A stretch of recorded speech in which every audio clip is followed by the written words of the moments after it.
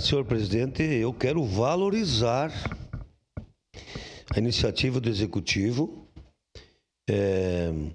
Colega Rose, esse projeto é especificamente para a Codeca.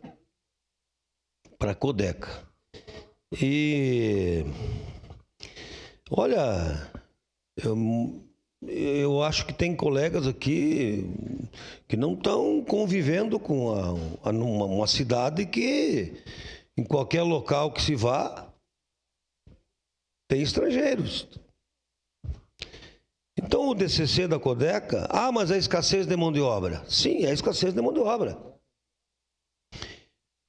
Então, o DCC da Codeca precisa de mão de obra. A Capina precisa de mão de obra.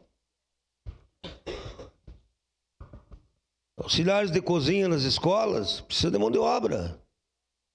Nós convivemos no dia a dia hoje, no Zafari, qualquer mercado, qualquer local... Lá no interior da Fazenda Souza, podando pêssego. Então, estamos vivendo uma nova situação.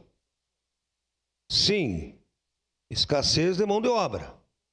E é uma oportunidade de nós integrarmos e olharmos o passado da nossa cidade, daquilo que foi construído. Então, o Executivo merece todo o nosso reconhecimento por isso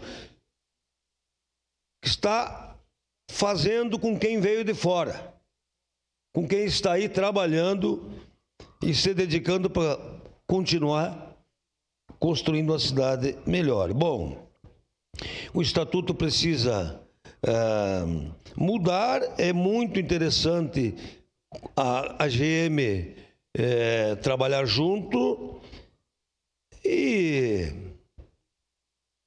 lá na Zélia Rodrigues Furtado tem mais de 10% que são crianças que vieram de fora. E os professores tiveram que se adaptar. Então eles vão trabalhar na Capina e vão se adaptar com a nossa língua. Já estão aí, já estão enraizados, estão constituindo famílias. Então, parabéns ao Executivo. Isso mostra humanidade. Parabéns ao Executivo.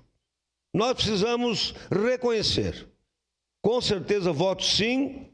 É um belo de um projeto, porque oportunizamos as pessoas que estão aí para trabalhar e para fazer desenvolver a nossa cidade. Era isso, senhor presidente.